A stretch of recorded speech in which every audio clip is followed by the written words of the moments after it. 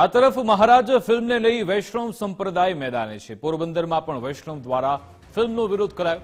વૈષ્ણવ સંપ્રદાયના લોકોએ આવેદનપત્ર પાઠવ્યું। કલેક્ટર અને પોલીસ અધિકારીને આવેદનપત્ર પાઠવવામાં આવ્યું છે।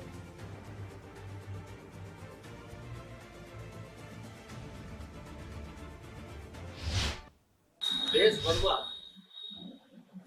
જે હિન્દુ સનાતન ધર્મ વિરુદ્ધ એક નેટફ્લિક્સ પર મૂવી આવી રહ્યું છે મહારાજ, તેની સામે સમગ્ર સનાતન ધર્મ પ્રેમીઓના હૃદયમાં આક્રોશ છે, ગુસ્સો છે કે અવારનવાર સનાતન ધર્મને ટાર્ગેટ કરીને અને તેમના અનુયાયીઓની ધાર્મિક લાગણીઓને ઠેસ પહોંચાડવામાં આવે છે। તેના વિરોધનું આ આખું અભિયાન છે।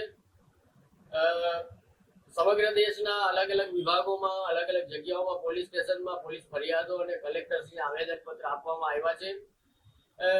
જેમાં અમારા પોરબંદરમાં પણ અહીંના વૈષ્ણવ સમાજે અને વૈષ્ણવ અગ્રણીઓએ આજે સવારે માનનીય પોલીસ અધિકારીને અને કલેક્ટરશ્રીને આવેદનપત્ર દ્વારા અમારી પોતાની લાગણી અમે બતાવી।